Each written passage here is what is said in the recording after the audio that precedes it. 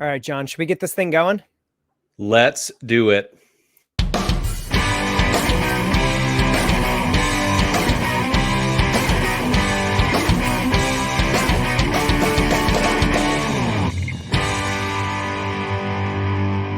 All right, John. All right. How are we doing today? Good, man. How are you? Good. I'm a little loud, huh? I was just kind of screaming there. Sorry if I peaked No, you're good.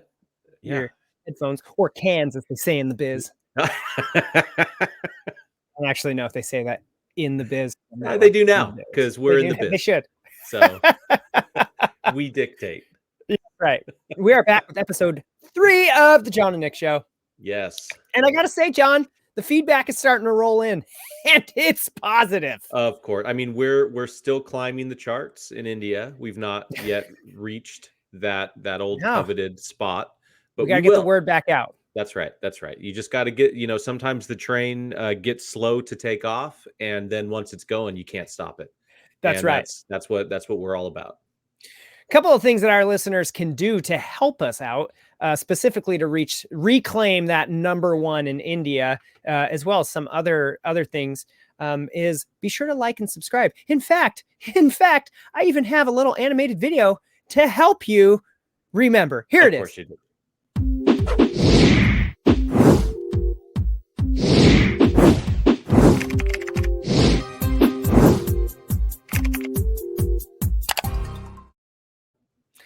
For those of you who are listening to the audio podcast only, that was a little video telling people to like and subscribe on the YouTube channel. But you can do the same thing if you are listening on Apple Podcasts or Google Podcasts or Spotify. We're in all the places, John. We're in all the places. Give us a follow, give us a share, comment where appropriate. I don't want to brag, but we're actually on more platforms than Joe Rogan. That's fair. I mean, I feel like if Joe works really hard, he someday could get on the platforms that we're on. I don't want to brag, but yeah, we are. Is Joe on Apple Podcasts? No, Joe's not. No. Is Joe on Google Podcasts? No, he's not, John. Mm-mm. And why not? Because Spotify paid him hundreds of millions. I was going to say a multi-million-dollar contract with Spotify. That's fair. I would probably do it, huh? Yeah. Dang. Huh. Maybe if we work really hard. As always, if you have comments, gripes, feedback, you got something you want an honest opinion on, you can always hit us up at jonandnickshow@gmail.com. And we always love getting some listener feedback and mail. We got to get the listener mail going. We got to put a bigger push on that because that was a big staple of our old podcast. It was. And I got to say, after last week, I'm really, really hopeful that somebody will email in and have us like quit a job for them, break up with their significant other, like any of those things. I'm all about it. My dad texts me. So my mom and dad are listening to the show. Hi, Mom. Hi, Dad. So my mom and dad are listening to the show, and my dad texts me and says, I really wanted to send in an email for you guys to fire somebody, but make up like fake people so that you would call this business and be like, hey, so we hate to tell you that, Frankie, he quits. That's right. And they'd be like, who? Well, what would make it worse and better at the same time is if we called in and we're like, hey, we're calling on behalf of Alex. And they say, oh, yeah, okay. We're like, well, he quit. He what? Yeah, he's here right now. We'll go get him. Yeah. See, Dad, see the kinds of trauma you could have caused for fictitious Alex or whatever. I mean, not to rabbit trail, but I've seen there's this, I don't know if it was a TikTok or a YouTube video or something, but it's a guy that calls in to stores that he's not working at, like Fred Meyer or Walmart electronics calls in section. Sick.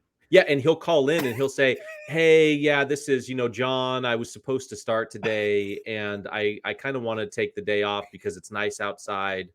And it's like the Oh, that's manager on the awesome. phone, like, what was your name again? And no, this is not okay. And you will get written up. And he's like, no, I get it. But like, it's really nice outside. And I don't want to, it doesn't even work there, but he gets the manager like all riled up. I'm going to go to a That's what that picnic. reminds me of. Yeah. There's potato salad. What am I supposed to do? There's tater salad. Oh gosh, that is funny. Yeah. So I did something yesterday. I was just gonna ask what you've been up to. Our town here, good old Longview, has once a year they put on something called SquatchFest. John, yes, are you familiar with Sasquatch culture at all? Oh, okay. So I'm not familiar with the Sasquatch culture, but I am. I think I'm familiar. Is this the event that they had a band there like a number of years back? Who's the band, Nick? I'm drawing a blank. Oh, Spin Doctors? Thank you, man. Okay. Yes. Is this the same event that had the Spin Doctors? Okay. No, John, that was Squirrel Fest, one of our other small town lovely festivals. Okay. So we got Squirrel Fest and Squatch Fest. Then I'm not familiar with Squatch Fest. So Squirrel Fest, that was pretty dope getting to see the Spin Doctors. Because even though they're all like old and gray haired now, like those dudes, they rocked. It was, I bet. Yeah. Oh my gosh. I loved those guys in high school, and especially as a guitar player, like that dude's playing style, that kind of like funk style and stuff. Right. Well, that was amazing to hear. And it was free. I think they lost a ton of money on that event, and they've scaled back the talent since then. Cause the next year it was a Tom Petty and the Heartbreakers cover band. Okay. Yes. Probably local cover band. Yeah. Perfect. So I think they lost a lot of money on having a real band there. No, SquatchFest. SquatchFest is all dedicated. So there's vendors, there's booths there, and selling their, all the, in this area, everything is like, Bigfoot, like hide and seek champion of the world, or, all those kinds of like shirts and coffee mugs. We got all those kinds of booths and stuff. It only costs $5 for my son to go. Now, my son is a huge Bigfoot, so this fan. Really is Sasquatch themed. Oh, whatever. Yes. Okay. Oh, yes. Okay. So my son's a Bigfoot believer. But he's like practical with it, right? Like when he was a kid, he just full on believed it. But like now he's like, look, is it plausible that there's this big, giant Bigfoot, this big mammal, this big creature, that could live in the dense forest of the Pacific Northwest, and we just haven't seen one? Plausible. I'm like, all right, yeah, I'm tracking with that, and like he'll say, absence of proof doesn't necessarily disprove it in and of itself, right? Yeah, I would agree with. I mean, dude, there's cultures and tribes that exist in the world today that have been completely isolated from the 21st century. Sure. Right. That have never met or seen or experienced any of the technology and other cultures that exist today. So, I mean, I feel like it could be plausible that something is alive in the forests of the Pacific Northwest and we've just not seen it. Yeah. So it's only $5 to take my son to it. For him, $25 for an adult ticket. Whoa. Yeah. Whoa. 25 ducats. So but to what? To walk around booths? Just to go. $25 for the opportunity to spend money with other vendors. Bingo. Okay. Yes. That's interesting. So we go, but I told my wife, I was like, I'll take him. Like, this is his big thing. Like, this would be a fun little thing to do. And he's wanted to go the last few years. It hasn't worked out. We've been like gone or camping or on vacation. So if my kid was into it, I would have done the same. I think that was the right move. Sure. And then, self-servingly, I'm like, this is going to be hilarious. So I'm getting something out of my $25. That's right. Guaranteed. So first of all, we get there and it's like 100 degrees inside the event center that this thing is at. Oh, it's like not outdoors? No. And I was imagining it was outdoors. However hot it was outside, it was a little bit warmer inside. Okay. And so we go inside and there's all these booths and like, okay, it's all like same kind of cheesy stuff you see at the flea marts and all that kind of stuff. But one of the big things I would just imagine, I'm sorry, I don't mean to cut you off, but I'm thinking the types of people that are probably flocking to the Sasquatch event and it's indoors on 100-degree day, that had to smell like something else, right? Oh, 100%. Like just patchouli and funk. You know what I mean? Here's the thing about Bigfoot believer culture. Okay. It's not like all the people there take care of themselves. That's right. That's right. How do I say So literally bathe. the crowd there. Okay. The crowd at SquatchFest is basically how Democrats would describe the crowd at a Trump rally. Okay. Wait. Okay. Like the kinds of people that Democrats would say, oh, those classic Trump, blah, blah, blah, blah, blah, blah. Sure. We're literally the people who are at SquatchFest. Okay. Perfect. Let's just say probably Sans Make America Great Again hat. Sure. Instead of that, a lot more like camo and, those kinds of things. Right. So not the most like self-care crowd that was there. Now, I'm not saying that that's because like some, obviously not drawing that correlation between like MAGA rallies and all that kind of stuff, but just literally the people I'm seeing, we're in this like 100-degree room, a lot of overweight people. Sure. You know how folds and friction and sweat just, it's not good, John. It's not good, John. It's not great. So it was like, it was, let's just say I'm willing to bet there was not a lot of vaccinated people in that building. Sure. These are just walking around just a big Dutch oven. Just who knows what. And I was like, in it. Oh, wow. Okay. And so there's this open panel. And the part that my son was really interested in is that there's this guy who writes these books. This is a guy who is a former detective. Okay. And he explores and goes and does like videos, like documentaries, and writes books about cases of people who disappear within like national parks. Sure. And like, there's a lot of people who disappear and are never found. And he goes and he just explores them like a detective. He doesn't draw conclusions. He doesn't say, see, Bigfoot. Okay. So he's never actually solved. So he's a detective that is for, however many times he's done this.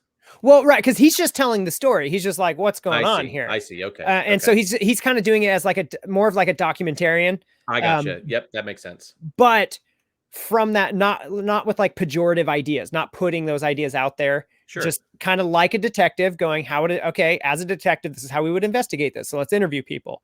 Right. And so my son is a huge fan of this guy. I got to look up his name. Yeah, because you're plugging him now. We got to give him some kind of credit. David Paulides. So my son's like, there was two people that were at this thing that my son was super stoked about. It was David Paulides, who writes the Missing 411 books. Okay. And so they were all out of those books, but we bought some stickers so my son could meet him, and he got a picture with them, and he got to talk to him. Made my son's day. It was so cool, right? Like, and I was so pumped for him to get to meet that guy. Yeah, that's awesome. And so, because he's watched a lot of that dude's videos. And so David Paulides was there. He got to meet David Paulides, talk to him, tell him, I love your document. And the guy's like, oh, thanks. Oh, you saw the videos? What'd you think? And so he asked for my son's opinion. So my son's like, oh, I like how you cover this stuff and how you don't come with just like pushing these kinds of ideas and things out there. And it was just a really cool moment. Yeah. The other kind of like famous Bigfoot person that my son was excited. We didn't get to talk to him, but he was there. Was have you ever heard of the Patterson-Gimlin film? No. Okay. This is that like Bigfoot footage from like 1967. Oh, sure. The grainy footage where like a Bigfoot, where he walks and stops and he looks and then he just keeps walking. Where a guy in a Bigfoot costume is clearly walking across. I wasn't just going to flat out say that, but yes. It looks like it. Right. Sorry to all the believers out there. I guess Patterson passed away, but Gimlin was there. And my son's like, that's him. And he always wears the cowboy hat. Okay. And then there's also like these podcasts that my son listens to. And like the guy who does the podcast was there. So we walk in and that guy who does the podcast is up on stage and he's just telling stories of like these Bigfoot encounters he's had. Right. Mm-hmm. And then they were just taking turns, letting different people get up on this open panel who were there to tell their Bigfoot stories, their Bigfoot encounter stories. Okay. And John, I just got to say, like, I'm there. I'm trying to be like open-minded to this stuff. But I just feel like it feels like there's definitely a lot of people who they want to see Bigfoot. So if they're out in the woods and they're on a hike or they're hunting or anything, and if you see anything, if you see a bear, that's Bigfoot. Sure. right? Like I saw it out of the Yeah. corner of my eyes and it was standing upright and it was this tall. It was 10 feet to the chin. So it was probably at least 11, 12 feet tall. And I knew it was Bigfoot. Like, okay, but plausibility, could it have just been a bear standing up on its hind legs? Because they do that, right? Right. Like Scratching its back on a tree. Yes. You know? Nope. That was Bigfoot, John. That's That there. That right there. That's Bigfoot. That's probably what they sounded like. There was a lot of that. There definitely was. And so then this dude gets up, this huge big guy gets up and he goes up there and he's like, my name's Joe Tafoya. And he's like, didn't use his real name, did you? well, yeah. Well, because it's about to become really obvious for anybody to find out who this dude was. He goes, my name's Joe Tafoya. You might know me from when I played for the Seattle Seahawks in 2005 with Matt Hasselbeck when we went to the Super Bowl. And now I'm like, wait, what? Oh, wow. And so this dude gets up and he wasn't telling those stories that like, and I saw that them there, and then that guy came around and my buddy was looking at his brother, and I know that had to be a Bigfoot because there was a tree knocked down afterwards. And he must have got mad that we didn't let him eat us, right? Like this, Joe didn't get up and do that. Joe just got up and he's like, hey, listen, I've been out. I've been doing a lot of, I do a lot of hunting and hiking and things. And I had GoPro.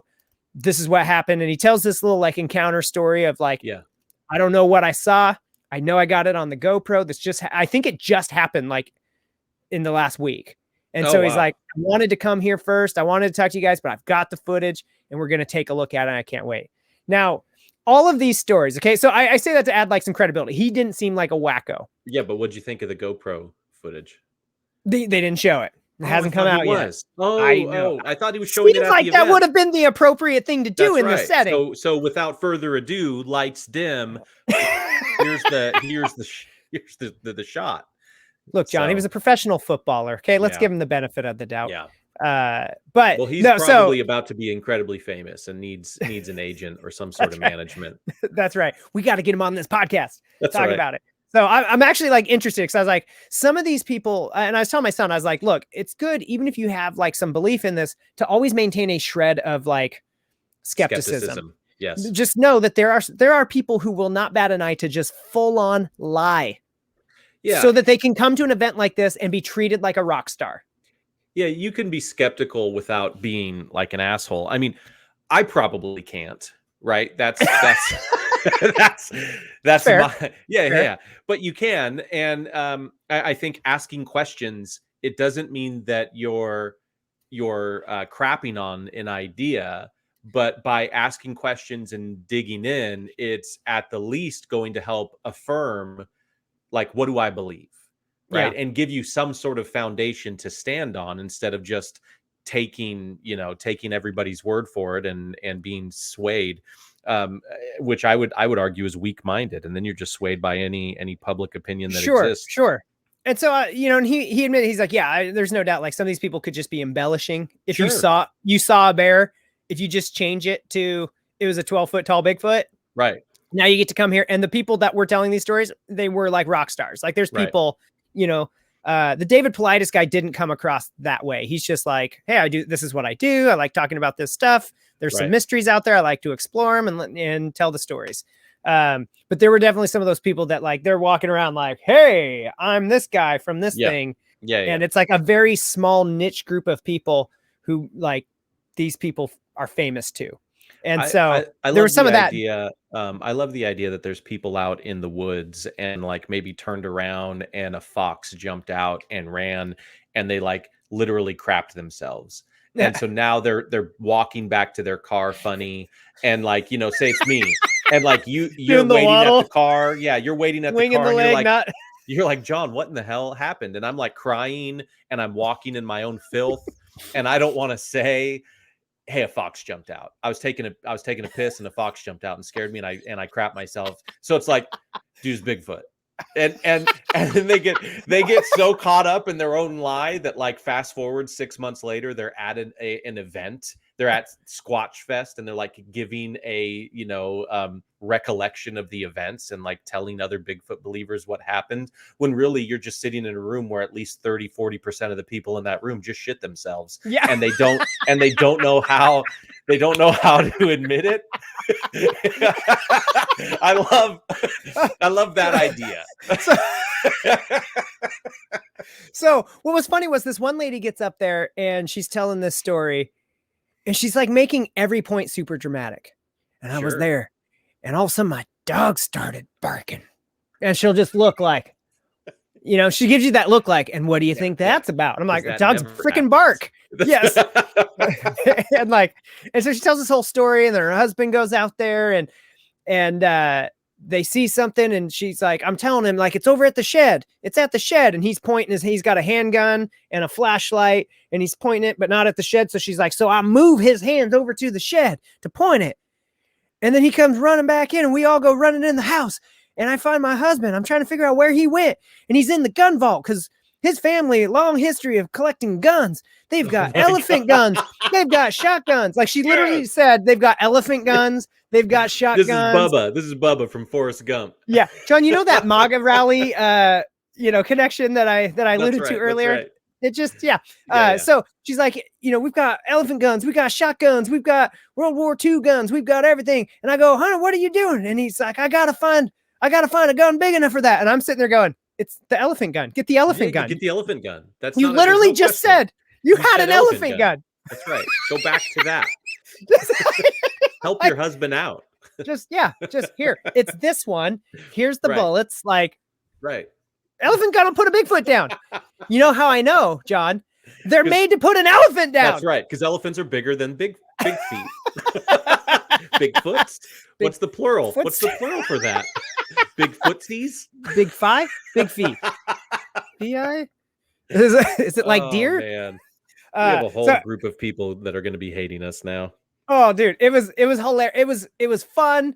It was really, it was cool and it was fun. And don't get me wrong, like as a longtime Pac Northwest kid, nothing would make me happier than seeing on the news somebody catches a real Bigfoot and it's all true, right? Like, it's our claim to fame and it's real and all of that.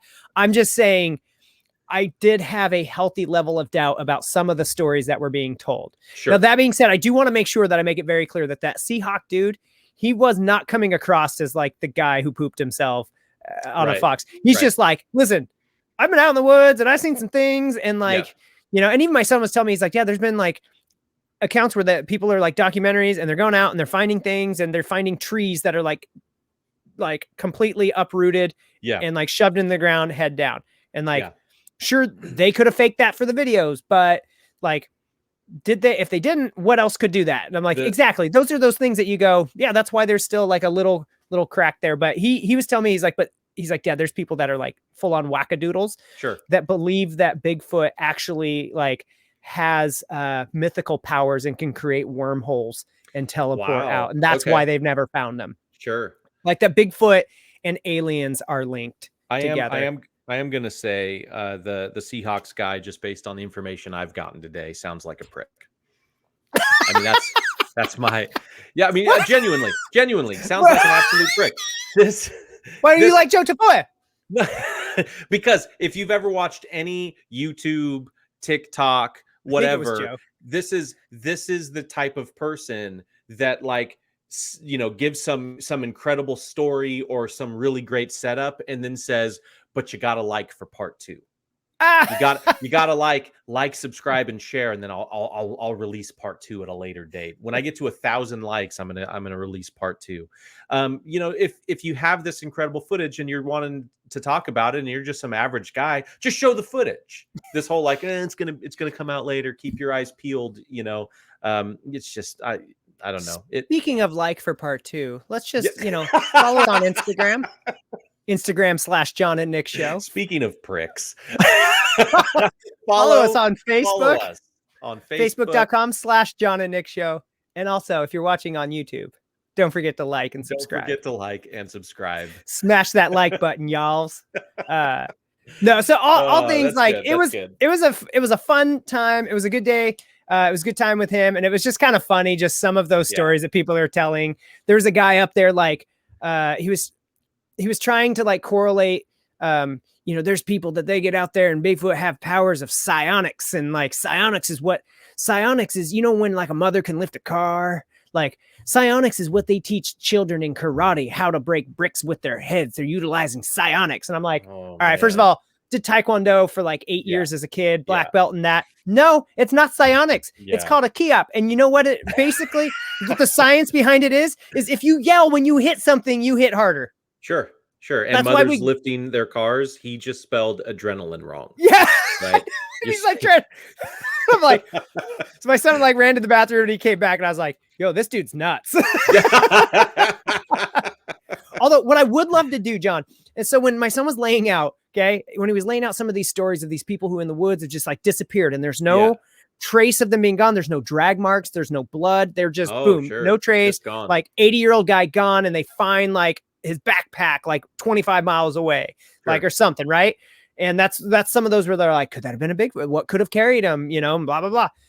And I told my son, I was like, what would be really fun is to do a documentary where you go to investigate that, but you pit alien believers against Bigfoot believers. And they're like, what could have done it? Only a Bigfoot could have carried something to move through the woods that quickly and that stealthily and blah, blah, blah. And people be like, no, that was clearly aliens. And just get them like just going. Yes. Just headbutting. I like that. That would be a lot of fun. So anyways, that's what I did yesterday. Well, I'm glad you went to that, because that sure was fun to talk about. Next to that event, there was a cornhole tournament. And like, I know cornhole's been getting popular. I did not know that it's like, there's like a whole other subculture that goes along with cornhole. I don't know that I like what you're saying, getting popular. I think cornhole has been, Are you a cornholio, John? I am not. I'm not a cornholio. I would, myself and a coworker of mine, a good friend of mine, if we were at a cornhole tournament, cold, I'm saying we're taking top 3 at least, if not outright winning the whole thing. Okay. So I have been known to throw bags. All right. Somewhat consistently. Okay. So everything about cornhole just sounds like a euphemism. Well, I think I know, right? Throw your bags into the cornhole there, partner. And I think some of the popularity came during the pandemic when, sports, right, took hiatus. Sure. We didn't have like the basketball NBA season got delayed or stopped because of the virus when it first started. And so you would turn on ESPN and you would see like, oh, this is just a bunch of dudes throwing bags, and what is this?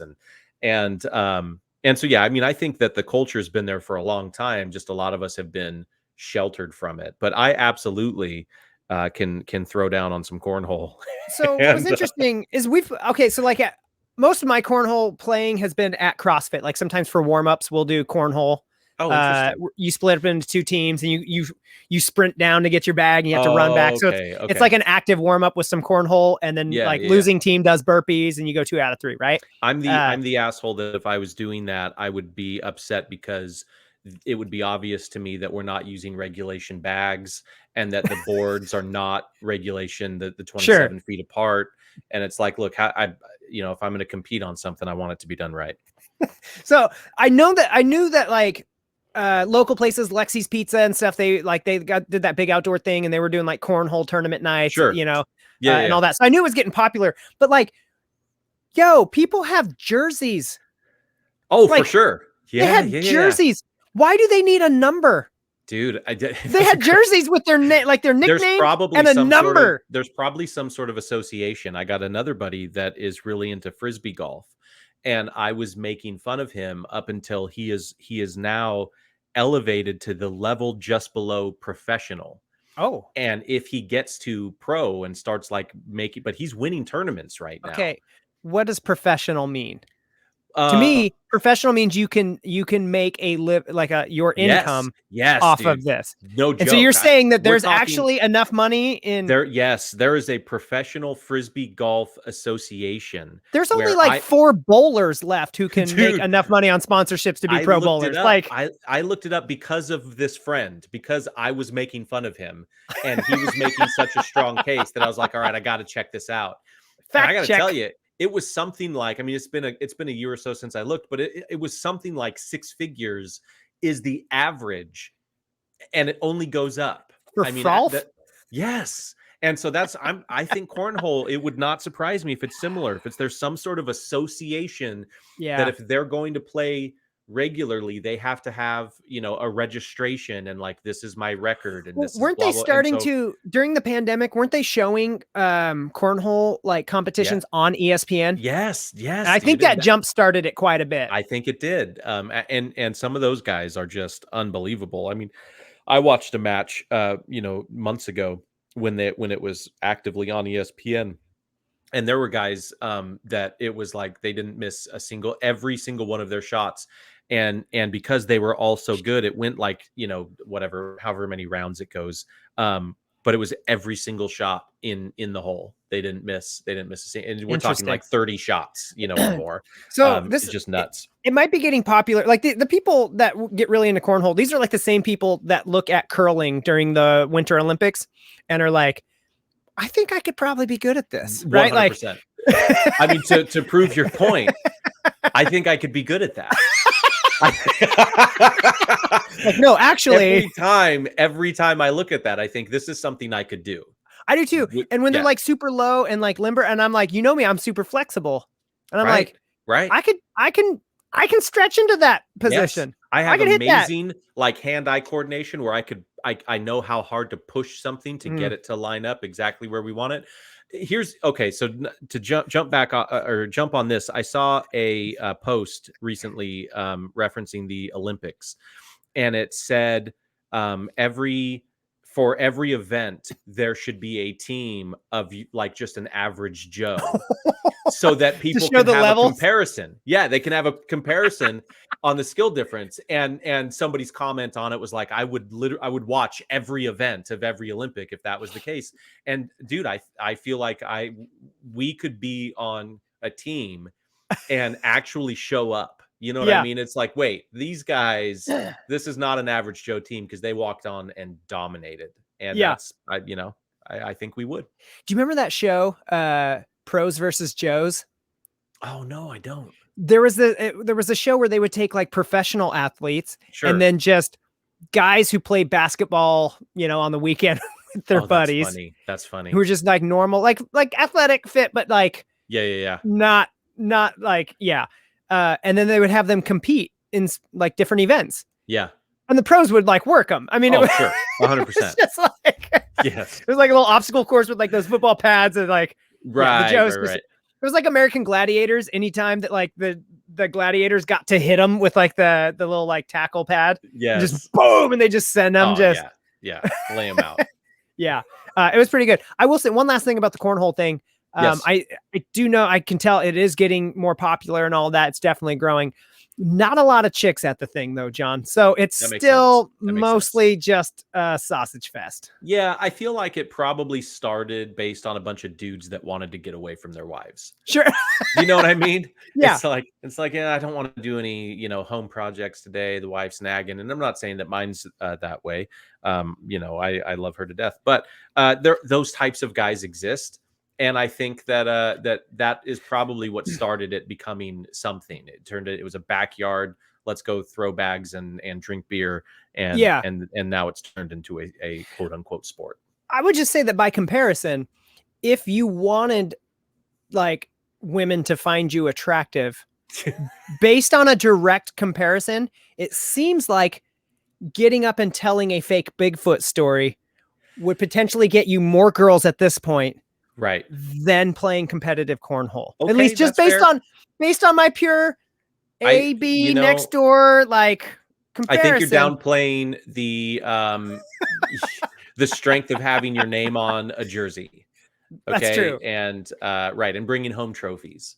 You know, look, I did something and I won something. I was actually really proud. The numbers thing was my son making fun of it. And I was so proud. Like, he's clearly a chip off the old block. He's like, what do they need numbers for? I don't know. They don't want to get confused. Do they sub out if it's like, right. That's right. My shoulder. Number 21 in for. Until there's like penalty shots and stuff in it, I just don't know that I can really get on board with it. That's fair. That's fair. All right. Should we move into talk about some news? Yeah, let's do it. All right. I got to tee this up. We're going to talk about the Olympics all under the news banner, but mostly just so I can show off that I finally, after saying I was going to do it for a couple of weeks, got this little intro made. You have an animation. Yes. Okay. I did finally spoof the AOL You Got Mail with help from my friend Stephen Tack of he's got his recording studio Stack Sound. He managed to get the audio sounding just 90s enough. Perfect. So without further ado, you've got news. Yes. I'll play it again, John. Done. Do it. Hit it. One more lap. You've got news. Yes. I love it. I love it. So well simple. Done. It actually took a little tweaking to get that just 90s enough. I don't think people appreciate how much you put into those things. And Stephen, thank you, Stephen, for your help. But that came out absolutely perfect. Yeah, that was that made my day. I sent you the video when we were working on it. I was like, getting close. That's right. That's right. All right. So let's talk about the Olympics. It's officially the Summer Olympics that were supposed to happen last summer, but got postponed. Yep. So we're off a year, but the Olympics are finally happening. Right. Do you follow the Olympics much, John? No. I never really do. I probably haven't watched the Olympics closely since I was like in high school, watching it with my grandma, who was always really into like ice skating. That's Winter Olympics, obviously. But that was the time of my life that I actually felt like I had time to tune in and cared about what was going on. Now, no, I've not. Fascinating thing to me about the Olympics, John, is that this is like the one last like remnant, one last thing in our culture where it seems that like racism is still just like totally normalized. Oh God. Okay. Within the Olympics. That's what this conversation is going to be. I tell you what, you don't seem convinced. Let me make my point. All right. Okay? All right. Case hit me. And point. All right. They're not participating in this year's Summer Olympics. They were in the last Winter Olympics, but literally anytime you see a competitor in any event from North Korea, what's going through your mind? That if they don't win, their whole family's gonna get murdered. Exactly. Exactly, John. And even the most woke individual, the president we're all thinking it. We're all thinking it. 100%. The ACLU or like whoever, anybody who's watching them is like, oh my gosh, if he doesn't stick this landing on this, his whole family's food rations right now. Their family's food rations are going to Kim Jong-un, that little fat piece of like, come on. Right. It's the one time where people are still kind of racist, but it's just considered like that's okay. Is it racist, or is it a moment of unity where all countries and colors and races and origins all come together collectively to make fun of North Korea? Yeah. Right. That's true. That's fair. That is fair. Right. Like, yes, it is the one time where like black people and white people can come together and make accusations that Russia is definitely doping. Okay. So we've all seen Rocky. Okay. Well, shoot, their whole team, they're not even allowed to compete in these games. So any Russians that are competing, they're competing not as the country of Russia, but like as an unattached team of Russians. Yeah. Because they were literally, in fact, there was a great documentary on Netflix called Icarus, that documented how they got around all the the doping and the drug testing. Sure. And they were full on doping. They've been doping all of their athletes, the wrestlers, the weightlifters, everyone except for the figure skaters, because they found that there was actually diminishing returns by giving figure skaters steroids. Okay. So yeah, that is definitely the one time like we can all come together and just be like, all right, Putin, you dirty SOB, like stuff. Oh. Yeah. So the Olympics have been going, and there's been some interesting storylines that have been coming up. Even going back, this one will pull a little bit back from the Olympic trials, but talking point, obviously right now is that she will not be competing, and that is Sha'Carri Richardson. Oh, yep. And the 21-year-old smoked marijuana. Look at those nails. Holy cow. Oh man. Yeah. That would do some damage. Yeah. They're not okay with her having some marijuana, but they're letting her compete with freaking Wolverine claws. Oh yeah. Those things are like, that's a weapon, dude. I could not have those. I would impale myself with those. Guitar player. I tried growing my fingernails out one time because some people will do like folk style finger picking with it. Dude, they didn't even get a fraction of that long, and I'm like slicing myself with them. I'm like, I can't do it. Cut them off. Yeah. So that's impressive. That is. Yeah, I saw some of this when it first came out, and it was just surprising to me. I think the IOC is that's right, the International Olympic Committee. They just have obviously some antiquated laws, and at some point, we should be asking ourselves what's appropriate, right? Like, why can't we apply some common sense to things? Maybe we don't need to forget, but I was gonna say, forget about like all of the things that were happening in her life, which were, pretty traumatic. I mean, her mother had just passed away. But how about even if none of that existed? Like, this is the first time I've ever in my life heard the insinuation that weed is a performance drug. Oh, right? I see. I've heard that in UFC. There's been like the Nick Diaz tested positive a couple of different times. Sure. And he was suspended because it was marked down as a performance enhancer. Right. So but where's that coming from? I mean, our whole lives, weed has always been that's going to make you lazy and stupid and fat and slow. It's not like, hey, don't smoke weed or you might be an Olympic athlete one day. And I actually saw a meme. It cracked me up. It was if marijuana is a performance drug, then why is Snoop Dogg not the greatest athlete of all time? I mean, I think it's ridiculous. Yeah, I think in the fight game, I think, and now they've pretty much made it USADA, the United States Anti-Doping Association, as well as the state commissions have pretty much made it.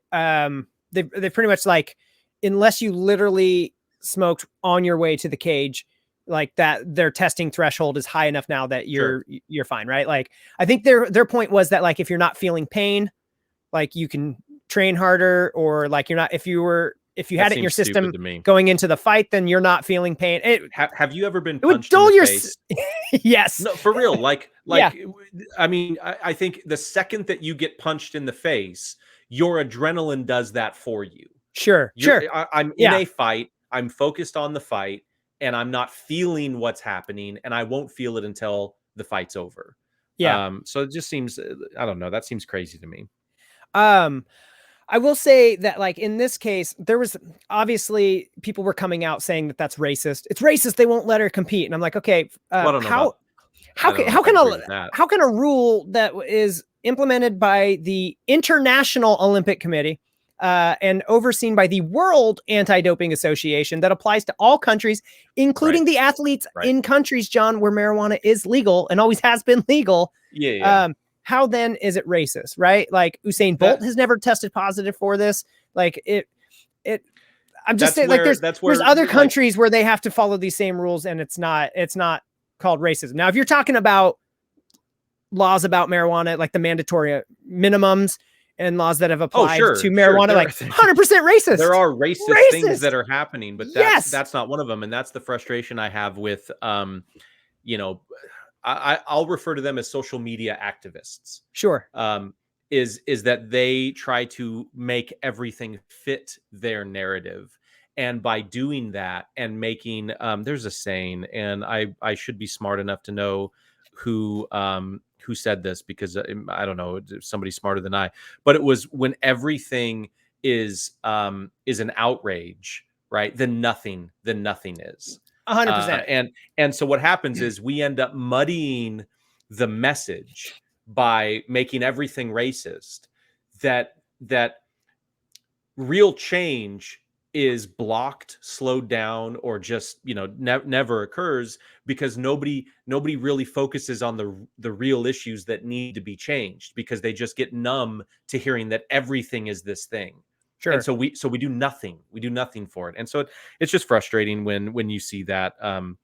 But that is what social media activism looks like today. It's how angry can I get? And the more angry I am, and the more I can try to highlight why this is, something it's not, makes me feel, better about myself. So I don't think, go ahead. I didn't like when people were saying that, like, they need to change the rule and let her participate because she's really good. Sure. Would anybody have been that upset if it was the person who took 18th place and didn't qualify for the Olympics tested positive? Like, no, it's because, like, essentially what you're saying is she should have been allowed because it's a dumb rule. And I agree, like, hey, they should change that rule. I would be fine with that rule being changed. But it was the rule that was in place and everybody had to compete against those. That's and we were mostly just upset because she was so darn fast and probably would have won a gold medal. If she had been the 8th best, nobody would have been like crying for that rule to be changed. But I don't think I would cry. I don't think I would cry for the rule to be changed. I think it's unfortunate. I think it's a stupid rule. I have empathy for the things she was going through. I've also smoked a lot of weed in my life, and I don't think that there's anything about it that enhanced, my abilities. So I think that the reasoning behind it's stupid, but it's a rule.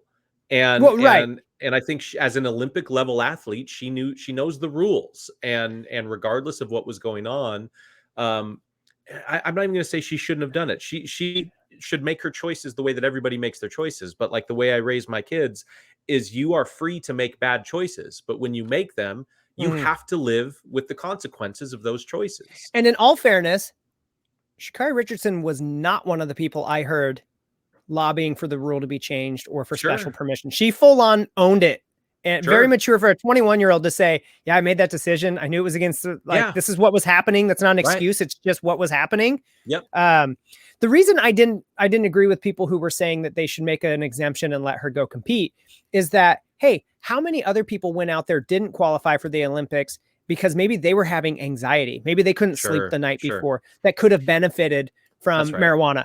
Or maybe they were dealing with injuries. Like, the reason I'm a fan of them taking that off the banned substance list is because it makes no sense to me that you're allowed to take all kinds of painkillers for those training injuries and things. Yep. I can get a cortisol shot in my back, but I can't smoke weed. Exactly. And it's like, it's just, there's so many things that are so messed up. And that's been a long conversation in the MMA world about some of those things. It's like, you can get addicted to those painkillers. And there's been fighters that have talked about their struggles with that. Well, there's big money in those painkillers, right? I mean, I think there's a lot of people and money that pushes and lobbies for those rules to be set up the way they are. Yeah. So I don't know. I thought it was kind of an interesting thing, and definitely a storyline that's kind of coming back up as her absence from these events as the track and field started. It's unfortunate, but look, I mean, she's 21 and a phenomenal athlete. Obviously, it's not the last time we're going to hear or see, not to mention she's probably getting a full ride scholarship through college on her track abilities. So it's like, I'd love for her to be able to make the next Olympics. Which, if they're going back to the normal schedule, will only be in 3 years, not 4 years from now. That's cool. So she'd be 24, can still, in her athletic prime, probably be even better. Exactly. She'll dominate. You're going to have a college degree, definitely, sponsorships, or all that good stuff. You know what I mean? Like, that's the beauty of America. I mean, she could just decide tomorrow she doesn't want to run anymore. I mean, she's free to do whatever she wants. Sure. So there doesn't even have to be that pressure. But if she sticks with it and comes back at 24, I have zero doubt she will still dominate competition. Here's a fun one, John. Hit me. All right, here we go. Let me get this back up on the screen. Okay. Boing! Norway's cheeky Defiance. I'm so proud of myself for that. I love it. You came up with that, the cheeky Defiance. That's perfect. Yeah. I saw headlines about this. Obviously, I mentioned in the beginning I don't really follow Olympics that much, so naturally that makes me the best person to talk about these things. Sure, an informed. I have informed opinions. That's right, about all of these. But I did see some headlines. Basically, this was, and correct me, there are rules that the IOC has set about the uniforms that women will wear for women's volleyball, and these, as most men are aware, are the bikini bottoms, right? And Norway said we don't want to wear those. They opted to wear the shorts that are on the photo right now, which are more like bicycle shorts for those not watching, but just listening. And I think they were fined as a result, right? They were. The IOC. Okay. And international pop sensation Pink offered to pay their fines for them. Oh, that's cool. So, that was pretty cool. Yeah. So what I saw in the article I read when it first was going down is I think this is what they actually train in, and they were supposed to change into the bikini bottoms before competition, and all of them were like, "Hey, we don't really want to. We think that's a stupid rule, and we don't need to have our asses out there to play volleyball." And it sounded like their coach, said, "Hey, look, this is going to be the consequence. But do what you got to do." And so they went out and competed in those, and apparently received a fine for it. Yeah. So, and again, like, this is one of those ones, I think this is a stupid rule. The rule is the rule. They got the fine. They didn't complain about the fine, right? Like, but I think that what this is doing is highlighting some of the issues with these amateur athletes in the Olympics and the sexualization of some of these disciplines. We talk, and we'll talk about it when we get to the Simone Biles stuff about, the sexual abuse that gymnasts have had taken place at the, at the hands of the team doctors, the national team doctors, and those things. And I think that this is just another, glaring alarm bell going off that, like, yeah, you know what? These uniform rules, like, these just read like pervy old dudes coming up with these rules. And it's like, come on, somebody teach these pervy old dudes how to use Google image search. If you really just need to see women in bikinis, scantily clad, it's called the internet. Creepy old international dude. Like, just go Google that stuff. Don't project this on them. Hopefully this is one that gets changed, because it was stupid. Not to mention, John, have you ever been to the beach? Yeah. For the next week, where are you finding sand? What are you talking about? Like, around your house, like, you find it everywhere, right? I gotcha. Next week. I was so dumb on that question. I was like, at the beach, Nick. That's where I find it. You come back, dude, it's in your ears, it's between your toes, you find it in your mouth. I got a great trick for that. Listen, I don't know if you've ever tried it. Next time you go to the beach, this is a real life hack moment, so please pay attention. Buy a family size jug of baby powder and keep it at your car. And you know how, like, when your feet are wet and your legs and you got sand and it itches to, like, walk and you don't want to put your flip-flops on, go back to your car, dump that baby powder immediately. You don't have to brush any sand off. Like, as soon as the baby powder hits it, it absorbs all the water, sand falls off like it was never there. Oh, that's fantastic. 100. And I've done it. We do it every time we go to the beach. For Pacific Northwesterners out there, get baby powder, take it with you on your beach trips. It genuinely will change your life, your entire beach experience. Interesting. I'll definitely try that. Yeah. Here's my thought on this. Okay, go. Like, I cannot believe that it's just been now that somebody has complained about having to wear those tiny bikini bottoms to play beach volleyball, because when I go to the beach, John, for the next week, I'm picking sand out of like my mouth, my teeth, my ears, my eyes, my toes. Right. I cannot imagine how uncomfortable it must be to have sand all up in your business. Because your shorts don't cover anything, right? Well, like, I mean, that's why you're not an Olympic level woman athlete. Because I'm not willing to endure the chafing of sand in my bajingo, which I also don't have a bajingo. So, but yeah, I don't. I just thought that was like, good on them for taking a stand on something like that. That was actually, it's just obviously a shift, not a shift, but it makes it abundantly clear that there's a difference in priorities, right, for the IOC and what they think matters to viewers. And it's not to say that guys out there don't exist that like, staring at women's volleyball competitors' asses. Just like there's women that I'm sure like watching the males with their shirts off, right, and wearing the board shorts. But the thing that we're missing here is that isn't the reason people tune in. Like it's silly to think that. I know that there are women out there who enjoy looking at the men with their shirts off, but if any of those men decided, I'm going to put a tank top on, right? Yeah. I don't want to have my shirt off for this event. I'm going to wear a tank top. Nobody would complain. Nobody would care. It would be against the rules, right? But that's my point. It's not about people. It's about the rules that exist.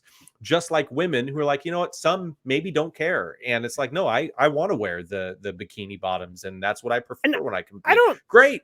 But I don't understand why there's a particular, like, you can wear this type of spandex, but not this. Like, I understand, like, in sports, like in wrestling, where loose clothing can cause injuries. Like, I've jammed fingers. I've nearly broken fingers. You go to hit a switch and your hand gets caught in somebody's shirt. Like, that's why you need to wear the singlet. They're starting to let some of the board shorts in. Those are a different kind of fabric. You don't get twisted up in those.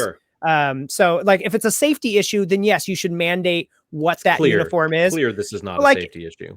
In this, it's just, no, it has to be a bikini bottom, not board, like not spandex shorts. Right. Why? Yeah. And that's the thing is obviously pervy old dudes don't know how to use Google. That's right. They're what they think is a priority. And the only thing I could imagine, and maybe it's not just as simple as like these guys are just all perverts, the ones that are making these rules. It's usually bigger than that. It's usually somebody somewhere along the lines thought that we get higher ratings, right, if we do this. It increases ratings in women's volleyball if their asses are hanging out. I'm sure that's a part of it. Yeah, that was probably that's got to be a part of it, but I just don't think it's as big of a part as like anybody's thinking. And these are antiquated rules that at some point somebody has to step up and look at changing, in my opinion. Yeah. All right, let's move on to the next one here. What do we got? We've got this one always just seems to come back. Okay. Oh, where do you stand on kneeling? Where do you stand? We talked about, we mentioned this in our pre-production show. For those of you listening, yes, John and I take this very seriously. We usually have a pre-production show where we kind of go over what we're talking about. I was on the fence about even including this because it's been since 2016, since Colin Kaepernick. This comes up all the time. It's constantly a discussion. It's like, I'm kind of sick of talking about it. Sure. But it means something to me. It means a little something different if you're kneeling during a national anthem during the Olympics, where it's like the whole point of the sporting event is to pit country versus country. To me, that means something, potentially it carries more weight, maybe sends a stronger message when it's an international message versus when it's just one North American football team versus another North American football team. Is that fair to say? Like it? Yeah, I think so. The consequences, whether positive, negative, just seems to mean something a little different because they only play the national anthem here. Like when your team wins or whatever, like if you're on that podium and they're playing it and there's athletes turning away, there's athletes covering their faces with, shirts, or kneeling during this. John, I'm going to turn this over to you because I feel like I feel like you get to have a stronger opinion about this than me because you actually served as a Marine overseas. Sure. Right. Like, so I feel like to you and I, the flag means something different to us. Just naturally, given our experience, I never took an oath to defend that flag. Sure. I just really like it. Yeah. You know what I mean? Like, I mean to minimize it, but like you guys had to recite something where like, I'm going to go and fight for this, right? Yes. Yeah. I've never done that. I've pledged allegiance to the flag. Which we don't do anymore. Half-heartedly. They do in school every single day. Every day. They do. Okay. Yep. Second period. Every day. Longview School District. And I'm like, I pledged allegiance yesterday. I haven't changed my mind. So I don't know. I probably don't have super controversial opinions about this. As a Marine, as somebody that I would describe myself as absolutely patriotic, right? I think that one of the benefits of being in a free country and being an American is that we have the right to voice our opinions. 100%. And we have the freedoms to kneel, stand, turn away, whatever. And I would fight, and have to protect that right. What I don't like is this environment and culture that exists today that basically says if you're either all for something or you're all against something. And this came up years ago with the whole Colin Kaepernick deal. And I would see friends of mine post things on social media at that time. And I got into arguments with people. And it's become so divisive where it's like white people have a problem with this. And it would show a photo of like Colin Kaepernick kneeling during the anthem. Right. And then next to it would say, but not this. And it would have like a picture of somebody back in the early 1900s getting lynched. Sure. And it was like, that's insane. It's insane that somebody thinks that, because like somebody thinks that like there's people out there that say that's right. This is offensive. Right. And that's totally okay. No, that's fine. That's fine. It's insane to me, but that I feel like is the world we're living in, right? And the reality is we get to be complex creatures as humans. And as much as my wife might argue against this, I'm capable of doing two things at the same time. Okay.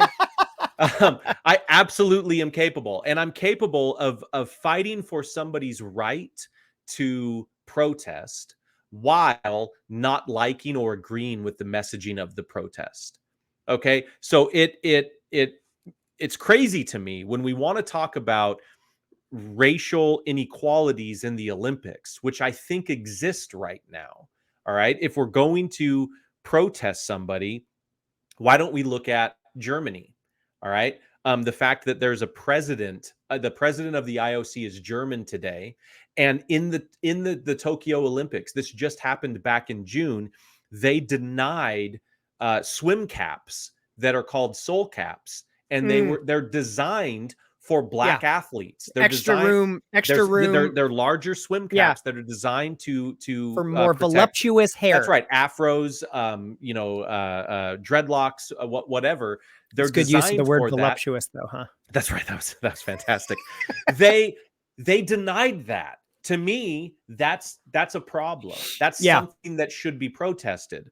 But there's nothing about your protesting that has anything to do with the IOC or Germany, right? I mean, come on, we can all agree Germans are bad guys, right? But if there's another country that should be ashamed, like whose athletes should be ashamed of their history, that maybe there should be some Germans kneeling during their national anthem. Right. If we're gonna, why are we the only up for our past? let's spread the love a little bit. Yes. Why are we the only? No. It seems like the only country that takes up the mantle to like protest our nation's history and call out where we have been wrong in the past. Like, yeah, I think we could all agree. Like, hey, Germany, maybe you need to like touch some grass there with a knee once in a while during your German national anthem, okay? Because you guys did some effed up stuff. So, but I don't know. I see when you watch Olympic protests, you don't see that level. You see just I'm an American, and it's cool to be angry at America right now. So when the national anthem plays, I'm going to turn my back to it. I'm going to hold a shirt over my face that says athlete activist. Sure. And so it's, to me, I can support their freedoms and fight for the freedoms for them to do that, and not at any level think that should be taken away, while not really being fully on board with the messaging, right? Fully on board with the fact that we are living better at every level, from our level of poverty to the top. We are living better than any generation has in America since its founding, right? We have more advantages and information and more access to information than any other generation in American history ever. Oh, sure. And we still live today in a free country where when we see problems, we can address those problems. And maybe that's I don't know, maybe that's where I butt heads with my friends who are social media activists, is because I don't necessarily see those choices as helping solve problems. I see those choices and this whole like popularity train on bashing America Yeah. today. I see that as just continuing to drive a divide. Sure. And it's got to be what's the end goal, right? So Yeah. so to answer your question, I don't like it when I see people kneeling during the anthem. I don't like it when I see people turning their back, but they're there to represent America and they're turning their back to the anthem and they're covering their face. They're doing all those things. But I absolutely love that we live in a country where they are afforded those freedoms and those Yeah. rights. Yeah. I guess it always makes me kind of, I always want to know what somebody's motive is for it. Sure. Is it just because it's trendy and so it's going to get, look, they're going to get more followers. They're going to get, sure. They're going to be covered. There's going to be some stories written about them if they do it.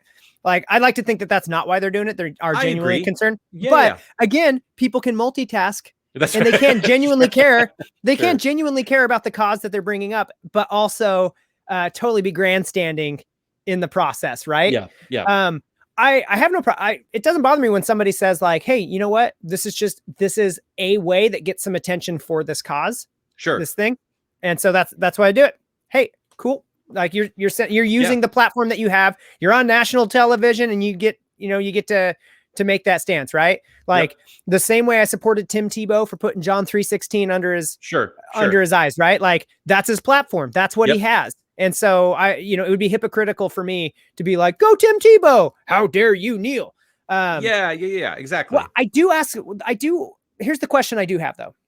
Because some people go a little bit further with it. Some people say something along the lines, and I'll kind of paraphrase, I'll generalize here, that I cannot stand in support of a nation's national anthem. I cannot support a country who allows these things to happen. Right. And that's when I have to ask, like, nobody forced you to go volunteer to represent this country at these optional Olympic Games, right? Like, so wouldn't it make, if you were that passionate about it, and the sound of that, it's just the sound of that nation's anthem is offensive to me and I can't stand for it. Wouldn't it make a bigger statement if you said, I am going to willingly, if Michelle Rapinoe, who's, one of the more outspoken ladies on the women's soccer team, and I'll just use her as an example. If she were to say, I am not going to participate in these Olympic Games to raise awareness for this cause that I believe in, because I cannot stand, and I don't know if she's gone on, I don't know that she's gone on the record and said it that way, right? She might just be kneeling just to draw attention to it. And again, like, I'm kind of splitting hairs here. Like, what's the motive behind it? But it's like, it's just one of those things that kind of makes me go, well, if like the whole point of this is to go and represent these nations in here. So it's like, I want the accolades. I want the accolades and the attention that comes along with being an Olympian and possibly winning a medal. I want that, but I cannot support this country. It's like, but then you volunteered to go and support this country to get those things. That's the only part where maybe I still need to do a little bit more thinking about it, And again, like on this show, we're transparent when we're like, maybe I used to think this way and now I don't. And so that's where I kind of sometimes just wonder, I don't understand. I hate it. Like when people say I don't watch the NFL anymore because I've always wondered why we even play the national anthem before a pro football game. You're not representing our country. Is this some act of patriotism that you're showing by going out there and smashing your head into other people's while we drink beer and eat nachos while a bunch of fat people up in the stands watch really athletic 25-year-olds do feats of strength? Like, what patriotic service are you providing us? Like, why are they started playing the national anthem before football games during one of the world wars. I think it was World War II, as a way to like bring, just kind of that solidarity that we're supporting the troops and everything. And it's just kind of become a tradition since then. There is nothing patriotic about you playing a game with your friends on national television for a whole bunch of money. Why are we even playing the national anthem before the football game? Now I'll get hated for that because it's like, you don't love America. You go to Canada then. Yeah, I mean, but I think it's a fair question. Sure. I mean, I don't disagree with the premise. I just rabbit trailed that whole discussion. Yeah, you did, man. And you did it so well. I had some thoughts about the kneeling stuff, but that's fine. I don't disagree with the premise. I don't think that, getting ready to play a football game or watch a football game or a baseball game, I don't think that there needs to be anything inherently patriotic about it. That being said, just like you were asking about the activists, in the Olympics, I would say, well, way to bring it back. What's your motive, right? What's your goal in saying that we don't need it anymore? Because I think at the end of the day, even though it started in World War II, and I don't even know if it's so much as to support the troops. I think a lot of it is just to recognize that we have something in common, that we're, as a nation, we are together, and it's something that's a unifier and should not be a divider. And my only thought on it was, like, if it was so divisive and you're losing, if you're the NFL and you're losing fans and dollars and sponsorship dollars and viewers over this thing, it was like, that's easy. Just stop showing it on TV. Yeah. And I think they would lose more. Frankly, it would bother me as much as I'm on the fence and hear what you're saying. And I think that, I guess if you really try to analyze it, it's kind of silly that we make it this big thing. I think that the second we start, or not even start, I think we've already started. The second we continue to that degree to give in to the mob mentality, right? And to say, oh, okay, well, yeah, then if this is wrong, we'll just stop doing that too. I think you'd have a really big problem. It goes back. We talked about this. It might have been in the last episode. That whole concept of slowly getting rid of rights. And slowly kind of giving more and more until one day you wake up and it's like, oh crap, this isn't, it seemed so simple and it was so easy. But now if I could go back, I could see that, 10 years ago, that's where it started. And if only we had done things differently. I think it's not as extreme as that, but there's some mentality behind there, right? Of like, if we continue to give up and give in to, like, and be made to feel bad that, like, being patriotic and being proud of the country that we have is somehow wrong, then we're going to end up with a country that we're not proud of.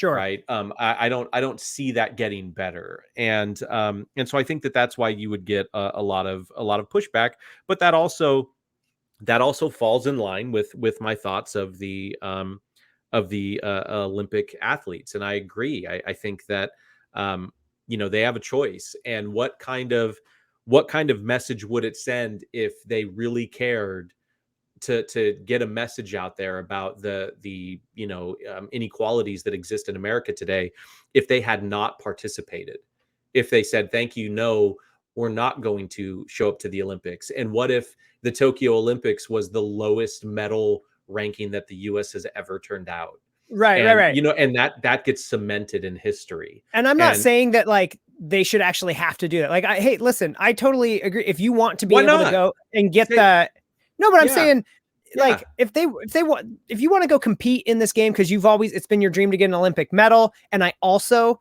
am appalled by some of these things I see in my country. Like, I get it. I totally can understand why you'd be like, yeah, it's repulsive me, but I'm still going to go play this thing because I really want to get this has been a goal of mine. If you're going to live it, right? If that's what you want, because if what you're saying is that you still want what you want, but you want everyone else to change, then how are you any different I'm than not saying anybody else? I'm not saying you, but for the athlete, right? Sure. But I'm saying, like, again, free choice, they can do that.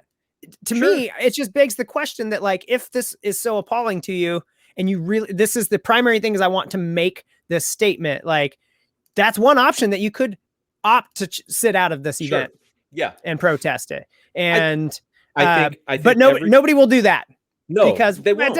It doesn't appall me so much. Exactly. Right? Because I worked so hard. I worked so hard for this, and I should have a right to come out here and win my medal because I'm the one that put in the training and all that. That's how everybody thinks about everything that's going on in their own microcosm of their life. But the problem is is the messaging seems to be that you want everyone else to change, right, and give up what they've been working for and fighting for because of whatever the message is. And look, it's repeated time and again. The soccer players that were kneeling have Black Lives Matter on their shirt. And the reality is, I don't know a single person, like, of all of the contacts we have, that has actually ever tried to put together an intelligent argument that Black lives don't matter. Okay. Right, well, I just don't. I don't know a single person that said, no, that's BS. They don't. Now, but look at the organization. If they're out there, John, they were at the SquatchFest. That's right. But look at the organization, right? You had the president of the BLM organization that has gone on a shopping spree and bought multiple multi-million-dollar homes around the world, and is using this movement as a piggy bank, while the families of the victims, like George Floyd, that have started and spearheaded this movement, have received little to no support from the organization. So what you have is another example where an individual who feels justified because of the work, quote unquote, they put in to advance this movement, now feels justified to do what's right for them and go out and buy all these houses. And so there's a part of me that thinks, I hope the shirts and the kneeling and all that gets people to investigate what they support. Because again, I think we're getting away from solving real problems because, you know, of who we're trusting in, and the popular movements and whatever. I mean, you know, the mob mentality. When we get caught up in that, we lose sight and we stop asking questions about what's really going on. And before we know it, we're further down the road in the wrong direction, and we still haven't done anything to fix inequalities that really do need attention. So sorry, I'm off my soapbox now. No, you're right. I mean, it's in some ways it's similar to it's easy to share a post that, you know, talks about we need to fix racism. It's harder to actually volunteer or to get involved, to give resources, to get involved and do something. Time. Right. That's right. Yeah. All right. So that's what I think about kneeling, Nick. That's where you stand on kneeling. That's right. That's where I stand. It's interesting. It's still there's a lot of layers to these. And I hope if anyone, I'm sure somebody will just pull out like 10 seconds of what we said and be like, straight white male. That's right. Sure. But like, and I would say that's racist. I'm open and honest about like some of these issues they're complex. And I do have some questions about some things and some motive and some of those. And, you know, we think our thoughts out loud on a podcast and kind of work through some of this stuff. So if you disagree, you agree, you have points, hit us up. That's okay. We're definitely interested. Jon and Nick show at gmail.com so that we can hear you. Here's the last one. This one was probably the most surprising out of anything. Okay. Was Simone got the yips, Jon. Got the yips. He got the yips. Or rather the twisties. The twisties, Jon. That's what I saw it in an article. That's my attempt at an animation for that. So when this thing first hit the scene, it was that she was taking it was basically the equivalent of I'm taking a mental health day. That was that's what the headlines. That's kind of the initial things I saw. When it first hit, it was she's taken a mental health day, and since then, shortly thereafter, it came out that she actually has the yips, or they call it the twisties in gymnastics. But it's a like something was going on with her where she had almost like a case of vertigo, or had a loss of ability. And when she went out to do a performance, she had attempted to do a certain move and it involved a certain number of twists that she had done probably 1,000,000 times, right, in preparation of this. But when she landed, realized that she didn't get the number of twists that she wanted, and it was actually pretty far off, which could be, I mean, not even could be, I mean, is dangerous. Sure. And so that sounds like it led her to say, you know what, I need to back out because something's not right. So, not being an Olympic level athlete or gymnast, I mean, I'll just say gymnast because it's more specific, right? Because I could be an Olympic level curler. I think Sure, 100%. we've already agreed with. I think that's well established. Yeah, we've well established that that fact. I can say that I really empathize with Simone, and in fact, I have a personal story on this. There was a couple of years ago. I was sitting back in a chair, and it's a recliner. Okay, so I'm almost in a laying position. All right, just to set the stage, I'm basically laying down watching TV, and I stood up, and I stood up too quickly, and I got a really bad case of vertigo. And this was like I was falling down. I went to use the restroom and like couldn't stand straight. I got really, really nauseous, and it was bad. And it was one of those feelings like where you're really dizzy, but I thought, give it a couple of minutes and you'll straighten out. We're talking an hour into it, and I'm still just as bad as I was when I stood up. And I ended up having to go to the doctor. From standing up? Yes. And you stood up too quickly and gave yourself vertigo? Nick, too quickly. Okay. So you know exactly the kind of pressure that she was under. Yeah, there's two things. One, I know literally exactly what Simone went through, and I completely empathize with her. And with the same amount of things at stake. And two, don't you dare downplay my trauma. Okay, my truth. How dare you? Listen, in the words of a good friend of mine, I'm not above victim blaming. Okay? That's right. Quote John Simmons. So all of that to say, yes, I know exactly what she's going through, and I don't blame her. And for those of you that don't, you out there who are not Olympic level gymnasts or have never had vertigo in your life, how dare you try to make her feel less John, than she is. I was just trying to paint a railing on the front of my house one time, and I had some water in my ear from like swimming in the ocean, and and had vertigo from that. And dude, like I couldn't even paint the freaking railing. I mean, you're telling me to run full speed at a vault? Yeah. We're having fun right now, but for real, it's really bad. Holy cow! Really bad. I wanted to share this because, there was some initial takes, and there was guys like Michael Bisping, former middleweight champion of the UFC. Yep. He was kind of critical. And I think because he just didn't know what was actually going on. And I think he had, like, when I first read the article, full disclosure, my first thought was like, she mentally broke. Like it wasn't going to go well, and she mentally broke. And then as soon as I'm saying that, I'm like, all right, Nick, let's have some perspective here. This is somebody who's been able to become the GOAT in her like field. This is somebody who is so far ahead of the competition. They've had to change how they even score the levels of difficulty because of what she can do. Okay. Mental toughness, not an issue for her, right? Like maybe I like, yes, and no. Obviously you're right because more information came out. But when there could always be something, but it's like Richardson thing, right? We don't know what was going on in her life. Something but to assume just initially that it's like, it's just a lack of mental discipline. Well, like, you don't get to the top of that level without having mental discipline. Where do you put the onus though? It's not on us as individual readers of content to have to make all of these deductions. I gotcha. Why is there no the tone of the headlines? On the reporters, right? On the people that are out there sharing this story because it gets clicks and because that generates ad revenue, right? Sure. Like we're all following along this path that other people are setting. And so sure, when somebody says she's taking a mental health day, and that's the news article, and those are the messages that we're seeing.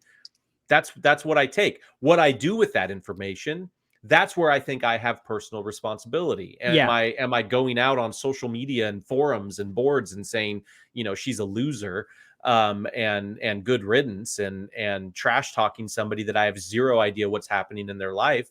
I think no. I think the responsible thing we should be doing is like if you feel the need to go out and bash somebody, an Olympic athlete, because of any of those things, right? Yeah.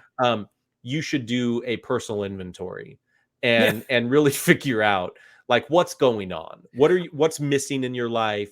What do you have too much of? Like what's happening that makes you feel an urge to do that? I shared your thought and thought like, oh, okay, well, if she took a mental health day, something must have been going on. And And the reality is that if you're going to be an Olympic level athlete, it's not just about being the absolute best from a physical standpoint. It's being able to show up the day of competition and be mentally sound. And it's like, so, all right, well, she wasn't. And that's what I thought at first. Like, okay, she wasn't. For whatever could have been going on, she wasn't. No big deal for me. And for her, she'll place and she'll medal however she should, however she deserves to, based on that. And it's not, there's, this isn't some huge deal other than America's not potentially, I think they still did, it sounds like, but they potentially aren't going to bring home gold where they thought they would. Well, her teammate who was basically stuck behind her went out and won the all-around gold. That's right. So so we still got it. Like, it was the 4th or 5th Olympics in a row an American won the all-around gold, which is like the most, well-rounded gymnast. Simone was a lock to win that. She wasn't ready to go. Like you said, on the day, I come from a wrestling background. Like, everybody knew the state champion doesn't necessarily mean that you were the best wrestler in the state. It meant on that day, you were the best wrestler in the state. 100%. There's times upsets happen and nobody takes their first place medal, even though they won because somebody got upset in the semifinals. And you're like, oh, thank God I didn't have to wrestle that guy. Nobody carves an asterisk into it. Right. Like, dude, we don't have this as one of the things we're going to talk about, because this is the last one, but the 17-year-old from Alaska that won a gold. Nobody expected she was going to, but she showed up on that day. Everything fell into place, not just for her mentally, but physically. And she performed. Like, that's just part of competing. Yeah. I did think it was interesting. There were some people initially that's like, she's letting down the country. Right. That's what I mean. Like, those people need to do a self-inventory and figure out what the hell are you missing in your life. I love, this is a friend of mine. We taught on staff together at the high school. Best culinary teacher this side of the Cowlitz River. I think we're the only culinary teacher this side of the Cowlitz River. But so it goes without saying, undisputed, John. I asked her if I could use this post on here because I just like the way she said it. It was so great. On Facebook, she posts an article about former gymnast explains the dreaded twisties. Yeah, the so like what that's actually like when you're going upside down and have vertigo. For those of you who can't read the article, I already described it. Okay? Yeah. I know exactly what she's going through. I have personal experience. That's true. That's the dreaded twisties. Same emotional pressure by the nation. That's right. For John to be able to stand up. I like what Andrew says. Enlightening article. Something I never would have considered because I have zero experience with being a gymnast or diver. I don't jump into a pool head first. Ever. And even a somersault at my age seems scary. So okay, maybe real quick. Let me jump in here. Because I want to say I have a story about that as well. He's 6, almost 7 now, but when he was 5, Liam was doing somersaults in the living room. And I especially like wrestling practice from many, many years ago. Dude, we used to do forward somersaults, backward somersaults. You do somersaults all the time. And I was like, no, Liam, this is easy. Let me show you how to do it. And Ashley even was like, this is a bad idea. I said, quiet woman. I can do a somersault. In the living room, I did a somersault, and I kid you not, it felt like every single vertebrae snapped.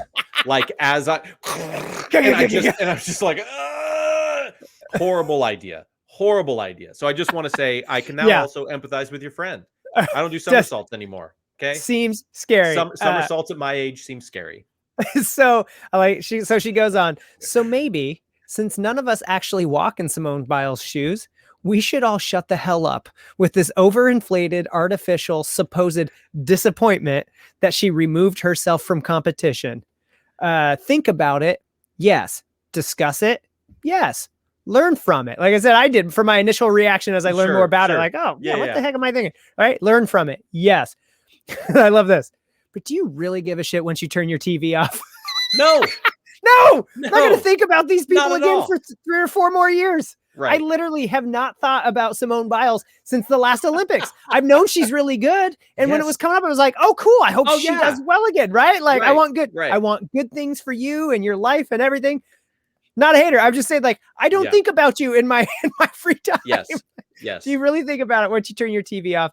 Man, I rarely post, but I am so sick of judgmental assholes who lack empathy and decency. And I was like, that was so perfect. I was like, can I share that? That's so good. So well. That's awesome. I completely agree. And I think that that's a good message for everyone, frankly. Because what she's talking about in like taking it in and thinking about it, in discussing it, in learning from it. Yes. It requires not jumping to conclusions, right? It requires gathering information or being presented with information and starting from the base point of maybe I don't have all the information. Maybe my initial reaction isn't spot on. Maybe it's not completely informed. Like I say with the kneeling, like I still wrestle with some of these questions, and I don't know that I'm fully like developed in my thoughts and beliefs on this, because I kind of go back and forth on some things. And I love what you're saying. That's that whole thing, that kind of what this whole podcast stands for is, let's talk about maybe some of these tough issues, and let's go with some humility that maybe my gut reaction is wrong. Let's or maybe even my what I think is an informed reaction is still wrong. Right. Let's apply a dose of critical thinking, right? Yes. To everything. And I think that across the board, and this is a left and right issue. This is across the board.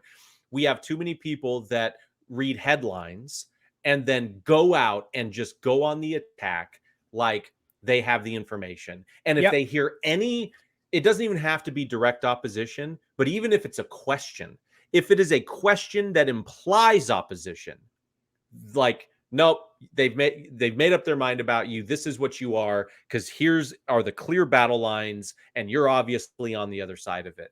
And that's not going to get us anywhere on any of those issues. That just reminds me. And I came upstairs into our bedroom yesterday, and my wife says, "Honey, I made a mistake." I'm like, "What happened?" She said, "I engaged online." She never, my wife hardly ever posts, right? She's like, "I engaged online, I gave in, and then I even engaged in some responses." And I was like, okay, on what? And the whole thing was about it was about like school dress codes, and boys should be able to, it shouldn't be up to girls to have to dress a certain way with a certain level of modesty. Boys should just be able to control themselves. And again, this is like exactly what we've talked about, where it's like, it's either you're a racist, you're just setting me up to victim blame, support aren't you, this. Nick? Yeah. And I don't even want to get into this. It was just so funny, because my wife has some very she's like, yeah, guys need to be able to control themselves and not be dirtbags, right? Okay.